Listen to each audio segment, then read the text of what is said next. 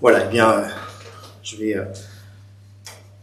donc prier pour cette étude. Notre Dieu, notre Père, nous voulons nous mettre à l'écoute de ta parole.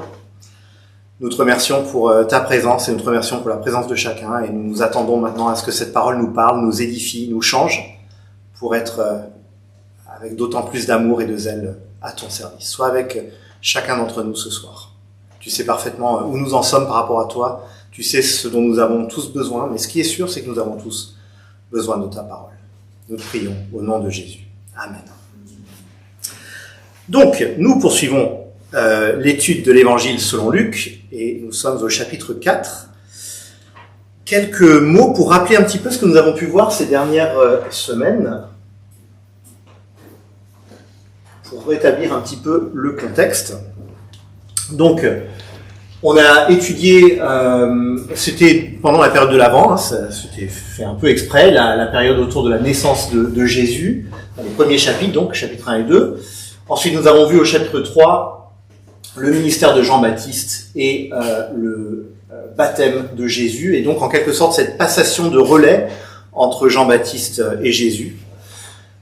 Jean-Baptiste venu comme précurseur, venu comme annonciateur de Jésus, et tout le ministère de Jean-Baptiste visait précisément à annoncer Jésus et à préparer le terrain pour lui.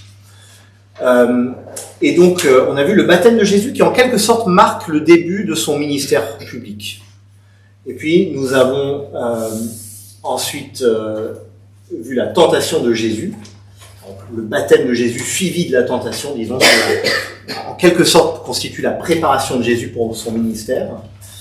Et puis, la dernière fois, nous avions vu un premier épisode de proclamation publique de la bonne nouvelle par Jésus, dans la ville où il a grandi, la ville de Nazareth. Et on a vu que dans cette ville, il y avait des réactions assez contrastées, mitigées au départ, et puis qui sont devenues même franchement hostiles, finalement, à la fin du texte.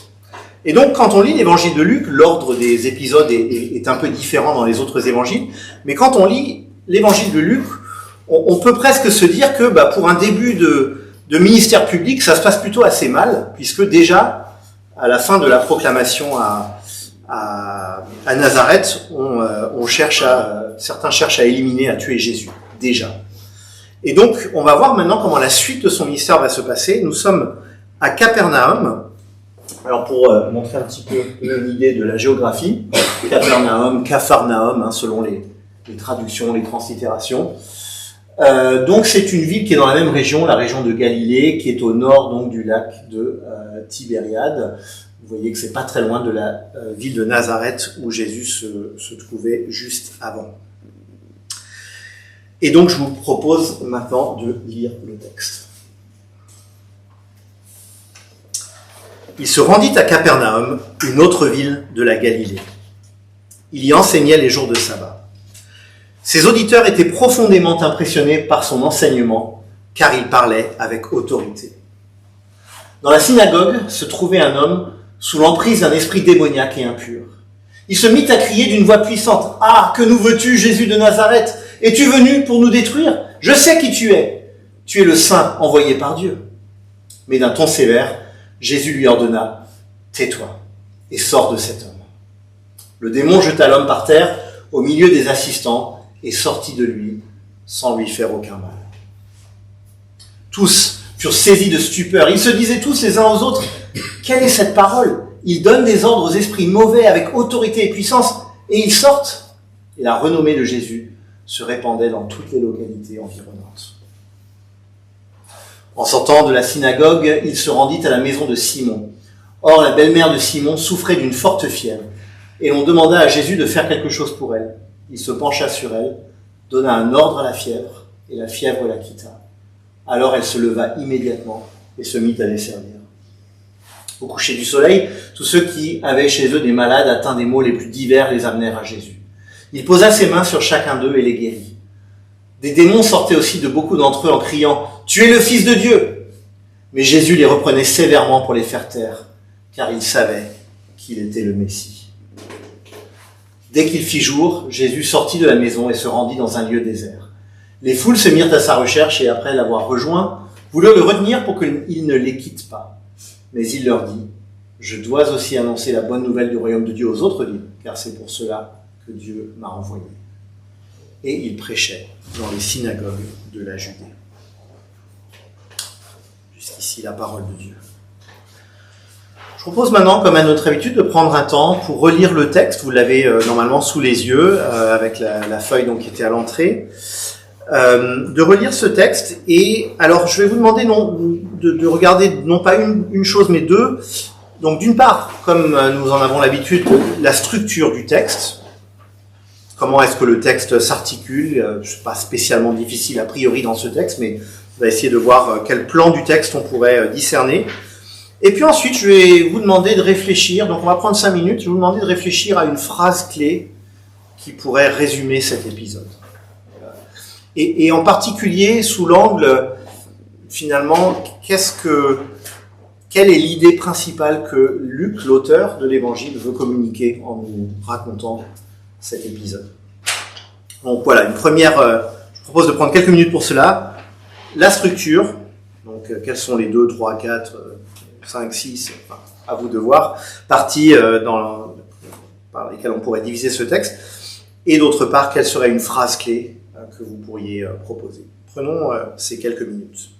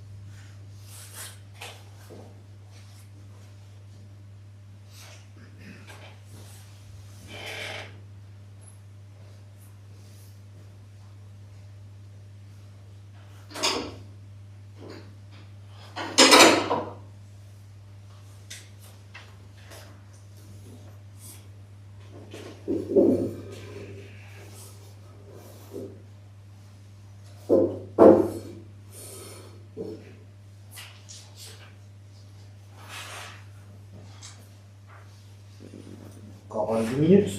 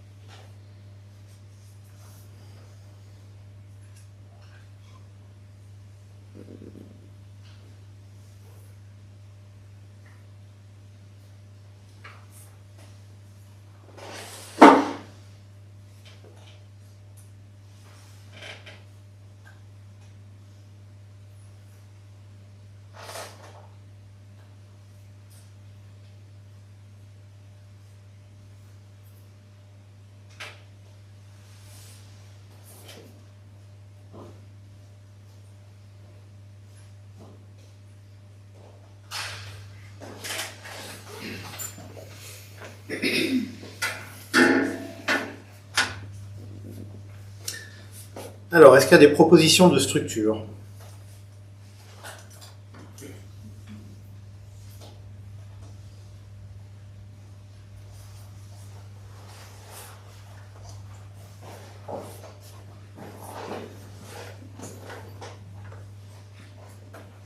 Vous étiez encore en pleine réflexion, c'est pour ça. Ah, tout d'un coup. Alors, on commence par Stéphane, vas-y. Ouais, trois parties. Trois parties. Première, de manière générale, c'est une miracle et guérison. Ouais. Dans la synagogue, deux, auprès de la lumière Simon, et trois, auprès de la population. Ok. Et c'est en fait sur les versets 31 à 37, puis 38 à 39, et puis 40, 44. Ok. Effectivement, tu mets bien en évidence les lieux différents où l'action se déroule. Joël? Moi, c'est pas pareil. Alors peut-être qu'en fait, on aurait pu mettre une introduction de 31 à 32. Ouais. Et puis après, donc effectivement, donc, la personne qui est délivrée d'un esprit démoniaque, donc jusqu'à le 36, alors jusqu'à 37, et puis après, donc la belle-mère de Simon, jusqu'à 40. Et par contre, j'aurais mis à part, à partir du verset 43, donc ça fait beaucoup, ouais. Effectivement, pour dire que, ouais, enfin, qui résume le but de sa venue sur terre. Ouais, tout à fait. Non, mais c'est vrai que c'est un texte qui est un petit peu saccadé dans un sens. Il y a de l'action et c'est pas forcément évident de synthétiser, même si vous l'avez bien fait. Adrien, tu avais une proposition aussi. J'aurais fait un peu la même chose que Joël, justement, avec beaucoup de parties, parce qu'à chaque fois, il y a un peu Jésus fait quelque chose, la foule est impressionnée. Ouais. Il enseigne, la foule est impressionnée. Il chasse un démon, la foule est impressionnée. Il guérit quelqu'un, Ouais. et ainsi de suite. Et comme vient de dire Joël, finalement, il y a aussi quand même cette fin, cette conclusion de fin qui est quand même à part et qui en dit un peu plus sur la vraie intention de Jésus. Ouais. Exact. Merci beaucoup. Est-ce que dans cette partie de la salle, il y a des propositions? Alors, il n'y en a que deux, excuse-moi. Ouais, vas-y. Parce que c'est à la fois, il montre sa toute puissance, Ouais. par guérison, et ensuite sa mission. D'accord. Tu as mis une grande Oui. première partie et puis ensuite la mission à la fin. Ok. Oui. Moi, je voulais dire, comme Edouard, dit, ouais. la deuxième partie, Ouais. l'enseignement de Jésus et la guérison. L'enseignement et la guérison, avec une sorte d'alternance un peu entre les deux. Ok. Encore une proposition, c'est l'abondance. Là. C'est dur à démarrer au début, mais maintenant c'est magnifique. Ok. Alors, comme on l'a dit de multiples fois, il n'y a pas un plan qui fait autorité, hein, et donc il y aurait différentes manières de structurer ce texte. J'apprécie la proposition de Stéphane qui met l'accent sur les lieux. C'est éclairant. Mais c'est vrai que j'ai opté pour un plan assez précis avec 5 sections, donc qui reprend un petit peu la trame. Hein. Donc, d'abord le cadre, le ministère à Capernaum.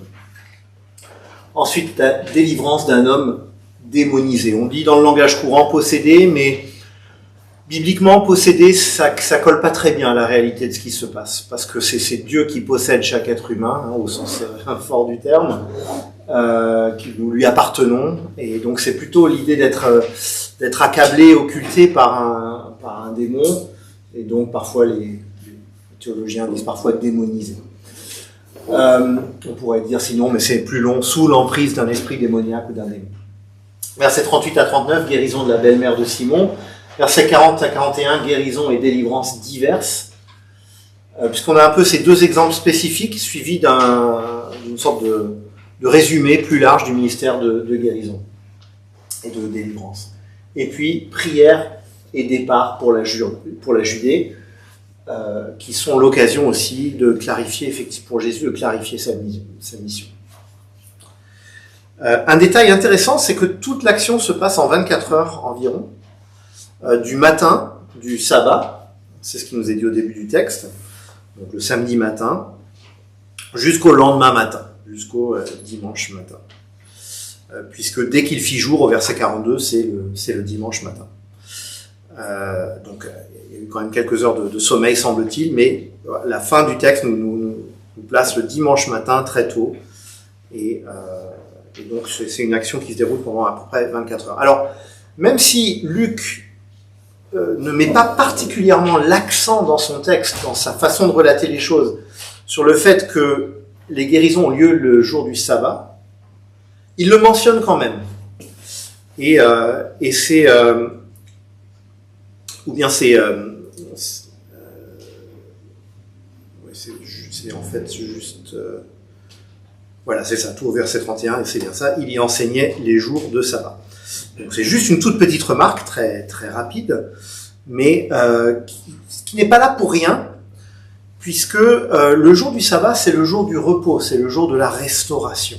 Alors évidemment, il y a plusieurs épisodes dans les évangiles où on voit Jésus ramener finalement ses auditeurs et son auditoire au sens du sabbat, au sens profond de ce jour de repos et de restauration.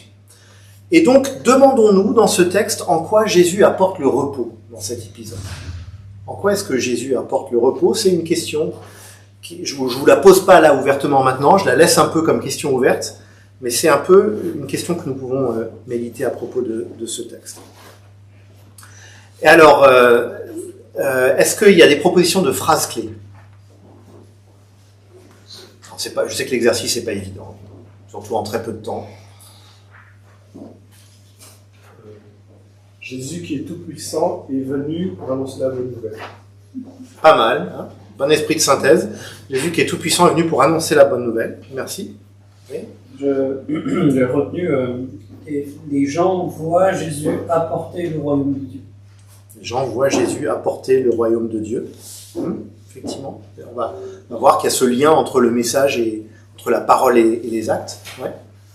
Je dirais l'autorité de Jésus dans son enseignement, dans ses actes, dans sa façon de mener sa mission. L'autorité de Jésus dans ses actes, dans sa mission. Merci. Jésus est le Fils de Dieu. En fait, c'est ce que déclarent à deux reprises les démons ça paraît juste le boutisme. D'un côté, ils disent tu es le Messie, tu es le Saint et tu es le Fils de Dieu. Effectivement.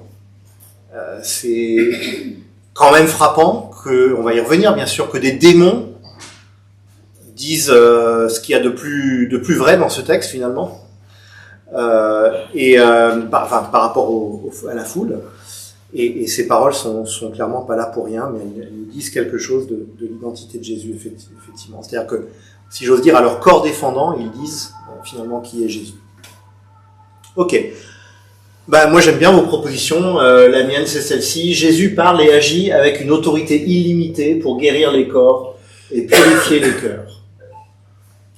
Mais certaines de celles que vous avez proposées sont au moins aussi éclairantes, voire plus. Donc, on a vu qu'il y avait pas mal de convergence sur cette idée de l'autorité de Jésus, à la fois par la parole et par les actes. Mais on ne veut pas oublier non plus l'identité de Jésus, qui évidemment est une question clé de cet épisode. Donc on va creuser un petit peu le texte, et je commence par cette question. Pour ceux qui étaient là la dernière fois, on avait vu qu'à Nazareth, donc la réception de Jésus avait été mitigée d'abord. Les gens étaient étonnés, c'est le petit garçon qu'ils avaient vu courir là à côté de la synagogue, maintenant il est là, il vient proclamer le royaume de Dieu, et au début, il y a des réactions qui semblent presque plutôt positives, mais un peu dubitatives.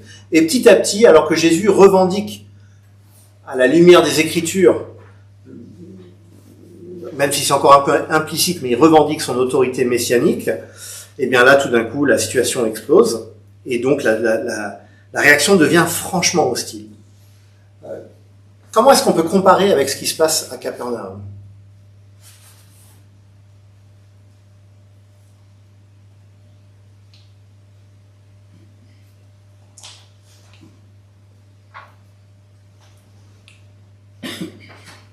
Comment ça se passe à Capernaum ? C'est 24 heures à Capernaum, elle se passe comment ? Ils sont témoins de la manifestation du fait que réellement Jésus est le Fils de Dieu. Ouais. Donc là, il n'y a pas d'hostilité contre lui. Au contraire, ils sont Ouais. impressionnés. Ouais. C'est vrai. Alors, on n'a pas forcément une reconnaissance claire de la part de la foule que Jésus est le Fils de Dieu. Ça, c'est les démons qui le disent. Mais il y a un accueil effectivement favorable il y a un accueil favorable de son œuvre. Apparemment, les gens de Capernaum ne le connaissaient pas. Enfin, je sais pas si... Effectivement, par rapport à Nazareth où il avait grandi, là, et donc on a vu la dernière fois que de cet épisode à Nazareth est venue l'expression « Nul n'est prophète en son pays », qui existe encore en français, et une expression qui s'inspire de ce récit où c'est finalement chez lui que Jésus est le plus mal accueilli. Ici à Capernaum, effectivement, les gens le découvrent en quelque sorte, c'est juste. Est-ce qu'on peut dire qu'ils avaient beaucoup plus de foi et donc Jésus a guéri beaucoup en fait. On voit qu'à Nazareth il avait très peu qui étaient guéris, mais là il y a beaucoup qui vont vers Jésus justement et il est guéri parce qu'ils ont la foi en lui. Effectivement, il y a comme un cercle vertueux où les gens accueillent favorablement Jésus, ils placent volontiers leur confiance en lui, au moins, encore une fois, même s'ils n'ont pas tout compris, mais ils placent leur confiance en lui, et Jésus accueille, si on peut dire, cette foi, et va agir dans ce contexte de foi, là où à Nazareth, les cœurs étaient durs et fermés contre lui, c'est vrai. Et c'est vrai que c'est frappant même la manière dont dans les deux épisodes se concluent, puisqu'à Nazareth il avait dû en quelque sorte fuir, même si c'est pas exactement comme ça que Luc le présente, mais ils sont en train de vouloir le jeter d'une falaise, puis il arrive à s'échapper, on n'a pas trop les détails sur comment. Donc à Nazareth il doit fuir, alors qu'ici au contraire il veut partir et on veut le retenir, verset 42. Donc on a la situation inverse en quelque sorte. Et c'est d'ailleurs frappant de voir qu'il n'y a pas d'hostilité au niveau des hommes, mais qu'il y a une hostilité qui vient d'ailleurs. Oui, absolument. Et donc, on voit qu'il y a une sorte de lutte en quelque sorte. Il y a une lutte spirituelle, effectivement, qui est à l'œuvre. C'est vrai. Alors, comment est-ce que vous comprenez cette affirmation sur laquelle Jésus parlait avec autorité, verset 32 ? Qu'est-ce que les gens voulaient dire, d'après vous, lorsqu'ils disaient cela ?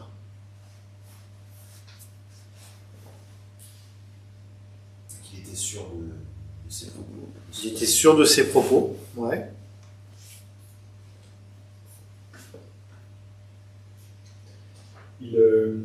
En fait, il n'avait pas de titre spécial, et en fait, il était reconnu comme quelqu'un qui avait le droit de dire ce qu'il disait. Oui.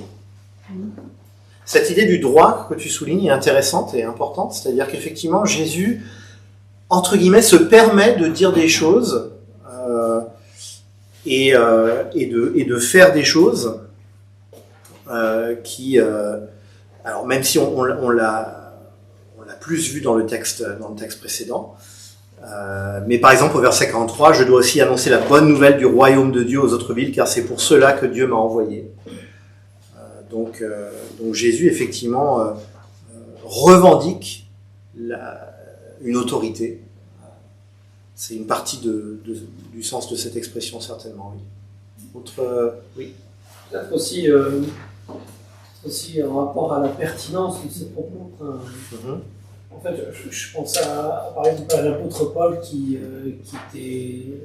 qui apparemment n'était pas hyper éloquent, quelqu'un d'hyper charismatique pour parler en public ou quoi, mais pour autant, il avait quand même une forme d'autorité et ce qu'il disait était entendu. Mais c'est c'est largement dû à la vraie pertinence de ses propos. C'était pas une coquille vide, c'était au contraire extrêmement profond et réellement percutant. Mais il voit aussi ça quand Jésus s'adresse aux pharisiens et que finalement aucun pharisien ou personne n'arrivait vraiment à lui répondre derrière. Parce qu'il y avait une grande profondeur dans tout ce qu'il disait. Il parle au cœur, effectivement, oui. Et juste, l'autorité aussi, c'est par rapport aux esprits impurs, à tout ce qui est son nature. Le fait qu'ils lui obéissent, ils étaient très surpris et pris de les hommes. Oui, ils étaient pris de stupeur. Ouais. Donc comment ça se fait que ces esprits impurs pouvaient l'obéir à lui? Exactement. Qui est-il, voilà, donc cette autorité-là aussi. Tout à fait. Et tu mets très bien l'accent sur un peu les deux aspects qu'on voit dans ce texte. D'une part, il parle avec assurance, il parle au cœur, il va parler d'une manière qui est directement pertinente à la situation des gens. Juste pour un peu de contexte, à l'époque, beaucoup du discours religieux en Israël, c'était des débats entre rabbins, en gros, des scribes, des théologiens de l'époque, qui étaient des commentateurs de la tradition. Et donc, ils allaient citer ce qu'avait dit tel rabbin sur tel point, tel rabbin dit ceci, tel autre rabbin dit cela, comment est-ce qu'on fait la part des choses, etc. Ils proposaient éventuellement leurs préférences ou leur interprétation précise de telle parole de l'écriture. Le verset biblique dit cela, bon, mais alors concrètement, comment est-ce qu'on va vivre ça? Il faut peut-être faire les choses ainsi, il faut peut-être faire les choses comme ça, qu'est-ce que vous en pensez, etc. Il y avait comme un débat comme ça autour de la tradition. Jésus, lui, il ne commente pas les propos des autres. Alors, il cite parfois l'écriture, pas si souvent que ça d'ailleurs, enfin si, il le fait quand même souvent, mais dans un sens, il n'a même pas besoin de citer l'écriture puisqu'il parle lui-même au nom de Dieu. Il parle lui-même en tant que Dieu. Et donc il dit les choses comme elles sont. Il appelle directement ses auditeurs à la foi. Il n'est pas juste un porte-parole, mais il est lui-même celui qui a l'autorité de dire les choses. Et il ramène constamment les choses à des questions essentielles. Donc le caractère de Dieu, la manière de vivre, les relations avec les autres, la piété au quotidien. Et donc, c'est très probablement cette approche très différente de ce qui se faisait à l'époque, à la fois plus large et plus profonde, et l'autorité individuelle que Jésus revendique, qui impressionne particulièrement ses auditeurs. Mais comme Nouria le soulignait, il y a également le fait que la parole de Jésus est agissante, directement.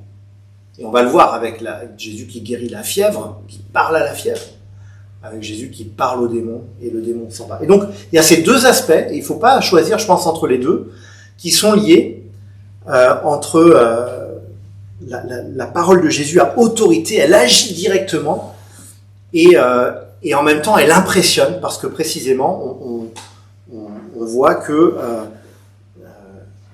Jésus parle comme aucun autre. Et d'ailleurs, dans l'évangile de Jean, au chapitre 7, verset 46, on a les gardes du temple qui sont envoyés pour arrêter Jésus, et en l'entendant, ils renoncent à l'arrêter, ils reviennent sans lui, et on dit, non, enfin, vous l'avez pas ramené, et ils disent, personne n'a jamais parlé comme cet homme. Un épisode presque un peu rigolo, mais qui nous donne un exemple de l'effet que pouvait avoir l'enseignement de Jésus. C'est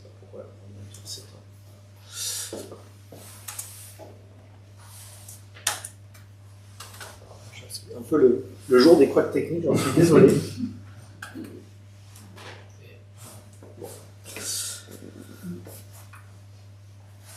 Alors, comment est-ce que vous réagissez face à la déclaration du démon face à Jésus? Donc si on regarde le verset 34.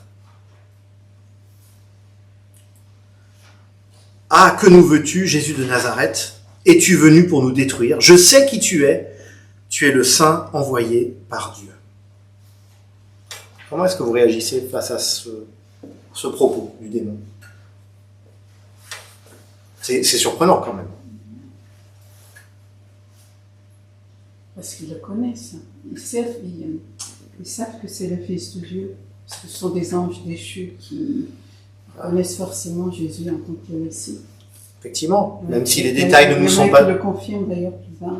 Exactement. Même si les détails ne nous sont pas donnés, ils savent qui est Jésus. Eux, ils voient clair sur l'identité de Jésus. Mais comment vous comprenez cette réaction? Parce qu'on pourrait s'attendre à ce que les démons disent « Ah, maudit sois-tu Jésus, va-t'en, etc. » C'est pas du tout ça. C'est je sais qui tu es le saint envoyé par Dieu.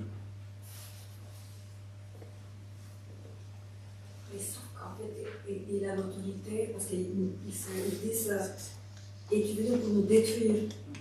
Et donc ils savent que voilà, il a l'autorité sur eux et qu'ils doivent obéir. Absolument.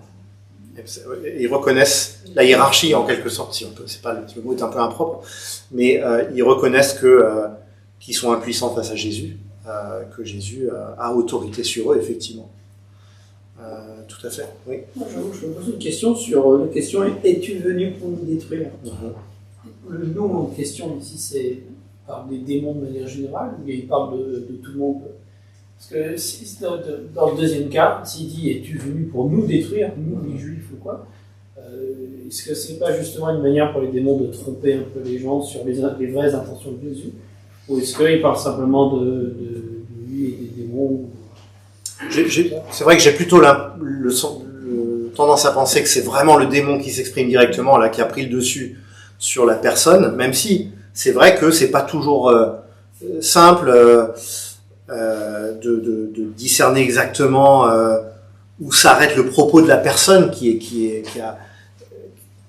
voilà, il y a toujours alors, encore une fois, la Bible ne nous donne pas beaucoup de détails là-dessus, mais le mal est impliqué dans la vie de la personne quand le démon s'y invite. Enfin, c'est pas pour rien probablement que le démon est là, mais c'est vrai que le verset d'Antoine dit donc se trouvait un homme sous l'emprise, il se mit à crier. Est-ce que c'est l'homme, est-ce que c'est le démon? Mais ensuite, justement, on voit dans le démon qui sait de qui il parle, c'est pas l'homme qui peut parler ainsi, c'est le démon lui-même. Et donc le venu nous détruire, un peu comme dans un autre épisode où Jésus va envoyer les démons dans les pourceaux, un peu comme dans cet épisode-là, je pense que le démon sait que ce sont eux les démons qui sont menacés par la puissance de Jésus. D'ailleurs, peut-être un point qu'on a tendance à oublier, peut-être, que moi je me rends compte à nouveau en lisant ce passage, c'est que en soi, le démon, c'est probablement le premier surpris.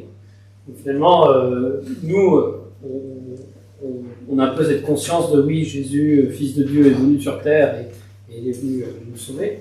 Mais en fait,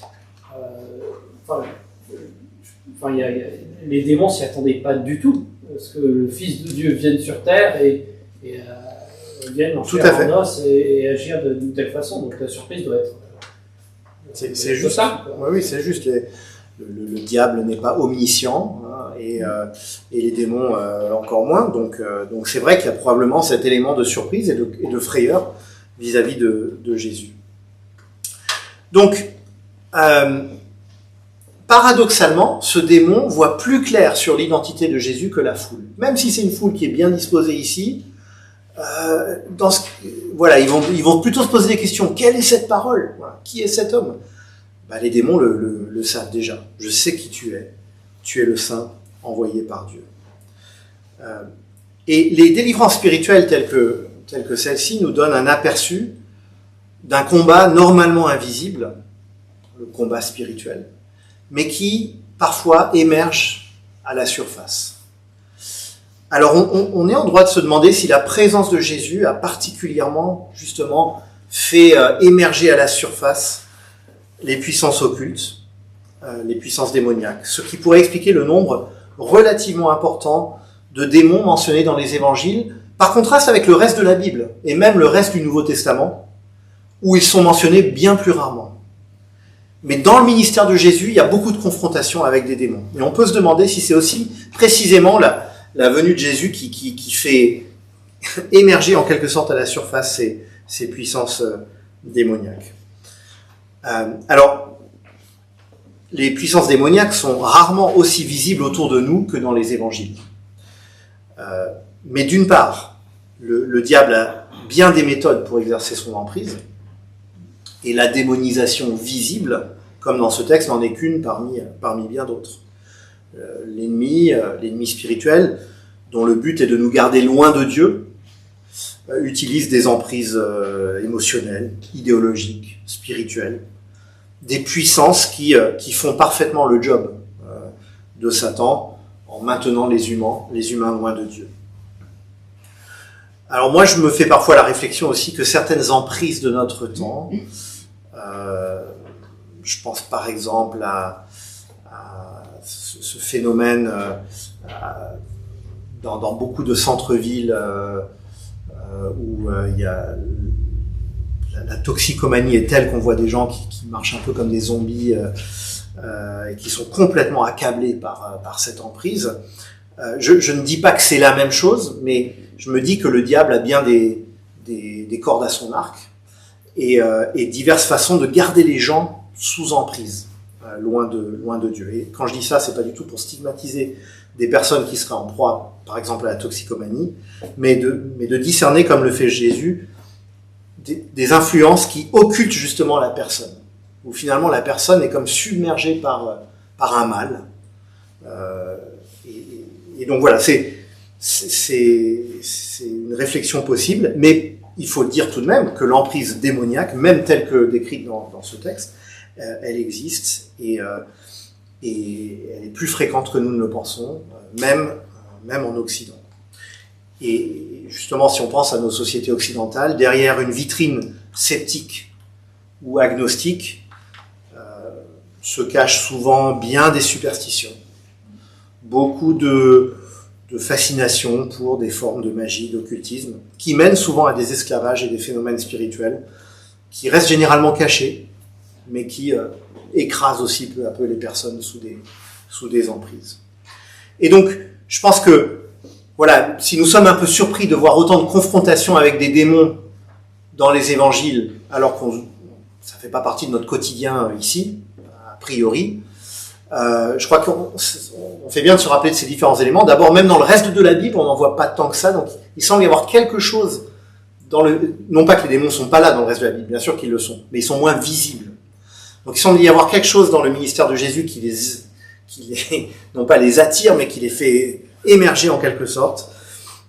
Et puis, de se rappeler la diversité des formes d'emprise et d'armes que l'ennemi peut utiliser.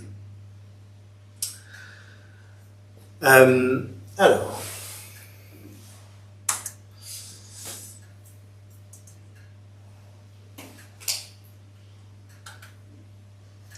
comment est-ce que vous décririez l'action de Jésus à l'égard du démon? Donc verset 35. Je le relis. Mais d'un ton sévère, Jésus lui ordonna « Tais-toi et sors de cet homme !» Le démon jeta l'homme par terre au milieu des assistants et sortit de lui sans lui faire aucun mal. Comment vous décririez cette scène? Déjà, il ne les laisse pas parler, hein. Il leur ordonne de se taire. Ouais. Pas de discussion. Pas de discussion, effectivement. Ouais, ça c'est un élément, et c'est presque mystérieux, hein, parce que finalement ce qu'ils disent c'est vrai. Tu es le Saint de Dieu, tu es venu pour nous détruire, c'est vrai, tout ça. Mais... Après, non, vas-y. Oui, après, c'est pas au démon de dire... Exactement. C'est pas au démon de révéler qui est Jésus. Et Jésus maîtrise le timing des choses. Il est là pour sauver les êtres humains, pour que eux comprennent qui il est. Et les démons n'ont aucun droit dans cette affaire. Donc je crois que c'est tout à fait la bonne approche pour comprendre ces paroles de Jésus. Donc effectivement, il les fait taire. Qu'est-ce qu'on remarque d'autre? Alors, Evdokia, puis ensuite Noria. Ils lui obéissent. Il lui obéit en fait. Ils lui obéissent, effectivement. Ouais. D'un ton sévère. D'un ton sévère, ouais. Effectivement. Ouais, c'est pas une une invitation toute douce, veux-tu bien s'il te plaît? Non, c'est un ordre. C'est un ordre, effectivement. J'aime bien le détail sans lui faire aucun mal. Ouais. Finalement, enfin, c'est presque de sorte à ce que la personne soit protégée, enfin la personne démonisée soit protégée. Ouais. Et même là, ils échouent finalement, les démons. Mais ils arrivent même pas à faire du mal à la personne, même en sortant. Je pense que c'est probablement pour ça, effectivement, que Luc souligne ce détail. Il y a une protection aussi de la personne, et on voit bien là la distinction entre le démon à qui Jésus veut du mal et la personne à qui Jésus veut du bien, effectivement. Donc il n'y a pas de résistance, il n'y a pas de combat. Alors l'expression d'ailleurs combat spirituel est à manier avec beaucoup de prudence, mais en tout cas elle n'est pas appropriée à Jésus. Jésus, il n'est pas impliqué dans un pugilat avec les démons, il leur ordonne et ils se taillent, ils peuvent rien faire. Sa parole est suffisante pour faire taire le démon, hein, tais-toi, et le contraindre à libérer sa victime, sort de cet homme. Et donc, l'autorité qu'on a déjà vue dans la manière d'enseigner ici, elle est visible dans son autorité sur le mal. Et d'ailleurs, la foule va faire le lien, verset 36, quelle est cette parole? Il donne des ordres aux esprits mauvais avec autorité et puissance, et ils sortent. En fait, si je peux me permettre, ils sont soumis à l'autorité de Jésus. Absolument. Ils sont Absolument. soumis. Absolument. Et c'est pour ça que c'est pas un combat. Tiens, qui va gagner? Jésus est quand même plus fort, il va l'emporter. Non, c'est vraiment Jésus qui revendique et qui détient le véritable, une puissance infiniment supérieure à celle des démons. Donc, et il y a là une vérité infiniment précieuse pour nous. Le mal qui accable notre monde et qui souvent accable nos vies, ou en tout cas qui interfère au quotidien avec nos vies, Jésus en est vainqueur. Il a autorité pour chasser le mal de nos vies et pour nous en purifier. Et cette autorité pour chasser le mal, Jésus la met en évidence dans ces exorcismes, ces délivrances ponctuelles que nous voyons dans les récits des évangiles. Mais dans un sens, ce ne sont là que des flashs, comme je dis parfois, des anticipations de l'œuvre magistrale qui aura lieu quelque temps plus tard sur la croix, où en prenant sur lui le jugement de Dieu, Jésus va réduire à néant ce qui est le fonds de commerce du diable, qui est d'accuser les hommes pécheurs devant la justice de Dieu. Alors, j'ose une comparaison un peu audacieuse. Et vous pouvez me dire après l'étude, si vous voulez, si elle n'était pas convaincante. Mais je vais oser quand même. Le diable est, dans un sens, un peu comme un chasseur de primes, hein, comme il y en avait dans le Far West. C'est-à-dire qu'on annonçait une prime de tant de milliers de dollars pour capturer tel criminel, et il y avait des hommes qui avaient pour métier d'aller trouver ces criminels pour pouvoir obtenir la récompense. Comparaison extrêmement limitée, mais le diable joue également sur la légitime justice de Dieu pour, en quelque sorte, nous faire tomber avec lui sous le jugement de Dieu. Le diable est jugé, lui, hein, son sort est scellé, il n'y a pas de doute, mais il veut en quelque sorte faire tomber avec lui les êtres humains et à les garder loin de Dieu pour les faire accuser et pour faire subir aux hommes, aux humains, en définitive, le jugement de Dieu pour les entraîner dans sa chute, en quelque sorte. Mais Jésus-Christ, en prenant le jugement de Dieu sur lui, nous offre un pardon et une libération de cette culpabilité. Et donc, nous ne sommes plus wanted, hein, pour filer un peu la métaphore. Il n'y a plus d'accusation contre nous. Et donc, le diable ne peut plus parvenir à ses fins. Il ne peut plus causer notre chute. Et c'est précisément ce qu'écrit l'apôtre Paul au chapitre 8 de sa lettre aux Romains. Toujours ce petit couac informatique, je m'en excuse. Je n'en connais pas la raison. Paul écrit, voilà. Qui accusera encore les élus de Dieu? Dieu lui-même les déclare justes. Qui les condamnera? Christ est mort, bien plus, il est ressuscité. Et donc, ce que nous voyons dans ce texte, Jésus qui libère un homme d'une emprise démoniaque, c'est une anticipation à petite échelle de ce qu'il fait pour tous les siens, tous ceux et celles qui lui ont confié leur vie. Si le juge lui-même a déjà déclaré juste les accusés, voilà, le verdict est tombé, nous sommes déclarés justes. qui pourra nous accuser? La plus haute autorité qui soit nous déclare juste, il n'y a pas d'autorité plus haute que celle que Dieu. Personne ne va pouvoir faire appel. Personne ne pourra venir casser le jugement de Dieu. La plus haute autorité qui soit nous déclare juste en Christ, parce que Christ a subi à notre place sur la croix la peine que nous méritions. Et donc, quel motif d'accusation est-ce que le diable pourrait avoir contre nous? Aucun. Qu'est-ce que l'épisode de la guérison de la belle-mère de Pierre, on va accélérer un peu, nous apprend? Donc versets 38 et 39. Il a l'autorité non seulement sur les démons, mais aussi sur la maladie. Il a autorité non seulement sur les démons, mais aussi sur la maladie, absolument. C'est un épisode que je trouve touchant, c'est-à-dire que déjà il y a une démarche personnelle de Jésus pour venir au secours de son proche et de l'approche plutôt de son ami et disciple Pierre. Au secours de cette femme bien sûr, mais en faisant cela c'est aussi au secours de Pierre qu'il vient. Et c'est un point peut-être très secondaire, mais tout de même, c'est un rappel que je trouve touchant, que Jésus n'est pas seulement Seigneur des grands principes en quelque sorte, de la grande échelle, des démarches au niveau mondial ou universel, même s'il l'est, mais Jésus est également le Seigneur des situations individuelles et personnelles. Et il est Seigneur sur les conséquences du mal dans le monde, et notamment la maladie. Alors, bien sûr, il faut bien distinguer les choses. Une personne, en règle générale en tout cas, n'est pas fautive d'être malade. Donc la maladie n'est pas un péché. Mais c'est une conséquence du péché dans le monde. Le monde s'est détourné du Dieu de la vie et a récolté la mort, la souffrance, l'épuisement des ressources. Cette corruption qui fait son œuvre petit à petit dans le monde et qui fait son œuvre dans nos vies, dans nos corps, en affaiblissant nos corps, parfois ponctuellement, mais un jour définitivement, pour ce qui est de la condition présente. La faiblesse, la vulnérabilité de nos corps sont l'une des conséquences de la révolte humaine contre Dieu. Mais c'est une conséquence générale, pour nous tous, qui nous concerne tous. Or, ici, nous voyons que Jésus a l'autorité sur la maladie. Et là encore, c'est une autorité qui est totale, sans contestation. Jésus, verset 39, donna un ordre à la fièvre, et elle le quitta.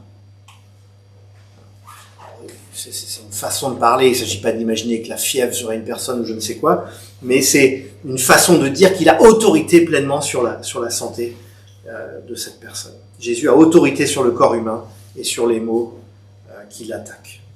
Et ici encore, cette scène est une anticipation, un flash d'une réalité bien plus grandiose à venir. Et à venir encore pour nous qui lisons ce texte aujourd'hui. Un jour, Dieu restaurera pleinement et parfaitement et définitivement nos corps.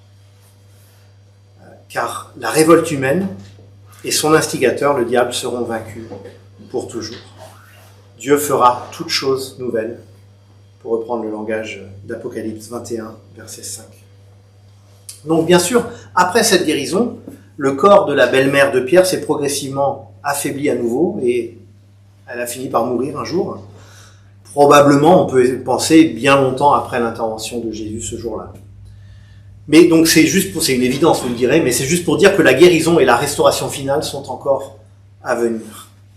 Mais Jésus montre dans ce texte et dans bien d'autres qu'il a autorité sur la maladie.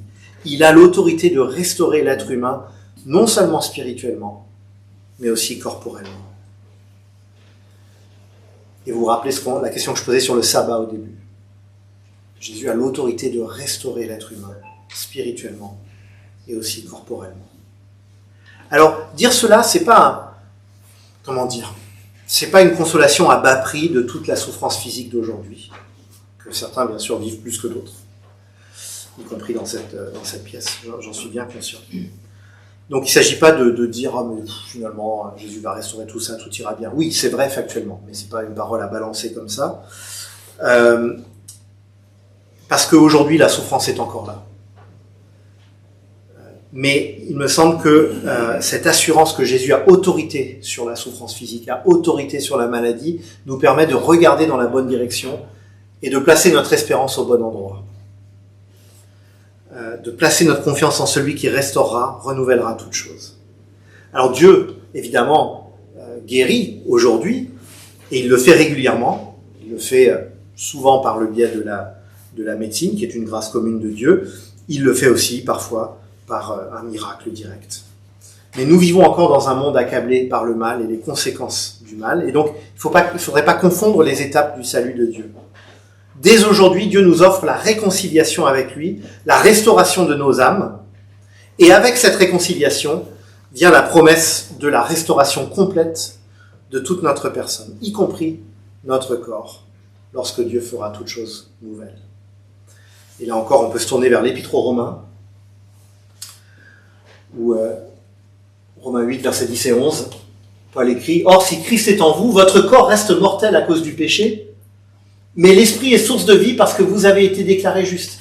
Et si l'Esprit de celui qui a ressuscité Jésus habite en vous, celui qui a ressuscité Christ rendra aussi la vie à votre corps mortel par son Esprit qui habite en vous. » Lorsqu'on s'est réconcilié avec un Dieu qui est un Dieu de vie, un Dieu d'éternité, un Dieu qui a cette autorité totale que nous voyons dans ce texte, nous sommes en sécurité. Oui, il y a une attente. Il y a une attente parce qu'aujourd'hui, la souffrance est encore là. Aujourd'hui, les corps souffrent encore. Les âmes souffrent encore. La vie est dure. Mais si nous avons accueilli, si nous avons placé notre foi en Jésus, et si donc Jésus s'est saisi de nous, comme dit l'apôtre Paul ailleurs, alors nous savons que nous sommes entre de bonnes mains et que notre avenir est assuré. Au verset 40 et 41, on voit comme récapitulé les deux formes d'autorité manifestées dans ce texte. L'autorité sur la maladie, verset 40, et sur les esprits mauvais, sur le mal, verset 41. Et on voit, concernant les démons, on voit la même chose qu'on a vu précédemment, c'est-à-dire qu'ils ne peuvent s'empêcher de reconnaître qui est Jésus. Et on l'a dit, Jésus n'a pas l'intention de soumettre l'agenda de sa révélation aux démons, et donc il les fait taire avec sévérité. Donc, en quelque sorte, les versets 40 et 41 sont une sorte de résumé de ce qui a été dit avant, en montrant que cette dynamique de guérison, de restauration, Jésus l'applique à beaucoup de personnes. Et enfin, c'est ma dernière question, qu'est-ce que les versets 42 à 44 nous disent des priorités de Jésus ?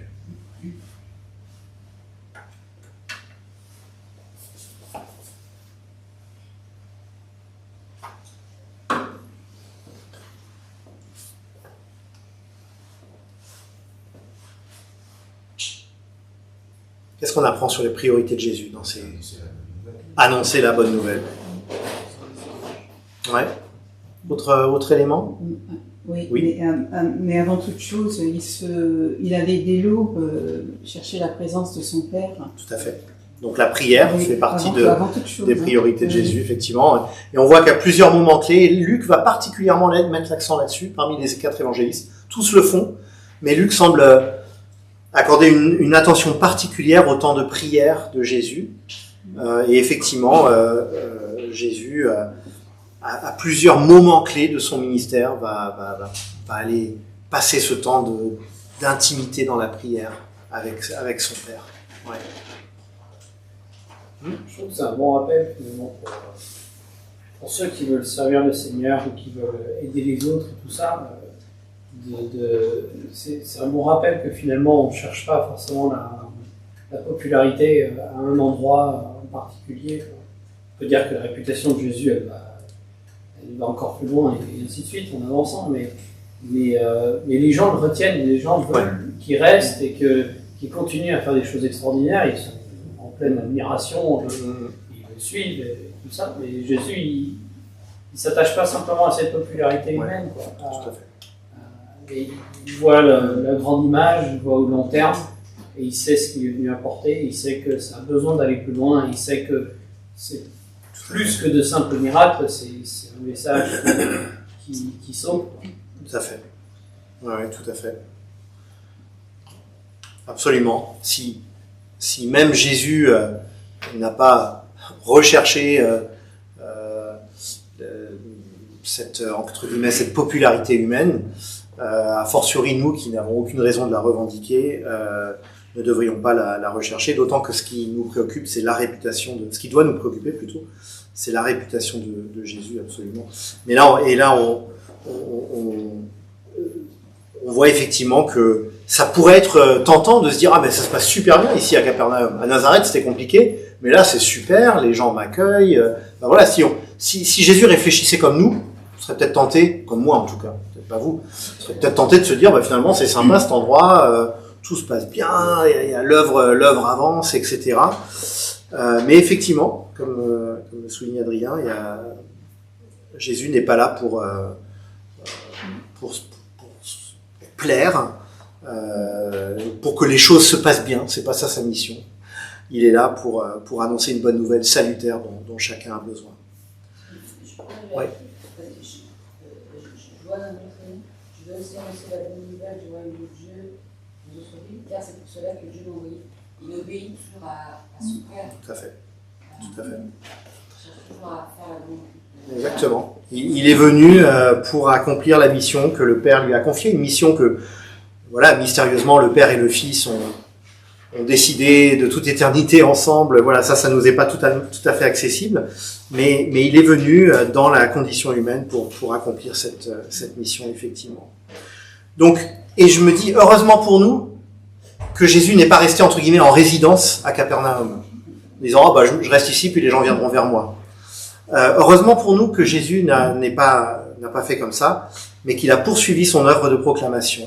Il a formé des disciples qui deviendraient des témoins. Il a voulu aller partout ailleurs, d'abord dans tout le pays d'Israël, et puis après sa résurrection, il a envoyé ses disciples dans le monde entier. La mission n'est pas statique. C'est jamais on fait tourner les choses, ça se passe bien. Moi, ma foi, les gens sont contents, tout va bien. Non, la mission avance, a toujours vocation d'avancer. La mission ne perd pas de vue les âmes qui se perdent et le besoin que les gens partout ont de Dieu. Et Jésus, effectivement, nous rappelle ici ses priorités. Et ce texte nous rappelle aussi, je termine avec cela, que les miracles ne sont pas une fin en soi. Jésus n'est pas venu en premier lieu pour guérir les malades. Il y a beaucoup de malades de l'époque de Jésus qui n'ont pas été guéris, y compris même dans les villes où il allait. Il n'est pas venu non plus juste pour Capernaum, encore moins. Après avoir donné ses signes de son autorité, après avoir accompli ses soulagements ponctuels et ô combien précieux, Jésus veut poursuivre sa mission première, annoncer la bonne nouvelle partout dans le pays d'Israël et ensuite partout dans le monde. J'ai un petit peu explosé le timing ce soir, je vais conclure par la prière avant qu'on prenne un temps de prière. Notre Dieu, notre Père, nous voulons te remercier pour ce texte où nous voyons que Jésus libère, Jésus, ton Fils, restaure. Jésus a l'autorité pour nous purifier du mal. Jésus a l'autorité pour nous délivrer des puissances diverses et variées qui nous accablent. Et Père, nous voulons donc nous réfugier vers lui, nous réfugier en lui. Nous voulons trouver en lui la source de cette délivrance dont nous avons besoin. Et nous voulons avoir constamment à l'esprit combien tous nos contemporains qui ne te connaissent pas encore ont besoin, terriblement besoin de cette délivrance que tu apportes. Et nous voulons être de celles et ceux qui attirent l'attention sur qui tu es. Dans ce texte, ce sont les démons qui le font, ce n'est pas à eux de le faire. Seigneur, nous voulons être de bons et fidèles témoins qui attirent l'attention de nos contemporains sur qui tu es et sur la puissance de délivrance que tu as mise en œuvre et qui s'est suprêmement manifestée par ta mort sur la croix, Seigneur Jésus, et par ta résurrection. Oui, Père, merci pour ce plan que tu as accompli en Christ. Merci parce que ce plan de salut, de délivrance nous concerne encore aujourd'hui. Et si nous sommes là ce soir, c'est parce que nous avons répondu à cet appel. Tu as bien voulu nous faire grâce, Seigneur. Tu as bien voulu chasser le mal de nos vies. Et nous luttons encore avec. Il interfère encore avec nous quotidiennement. Mais nous savons que nous sommes d'ores et déjà délivrés. Si nous sommes en Christ, nous sommes en parfaite sécurité.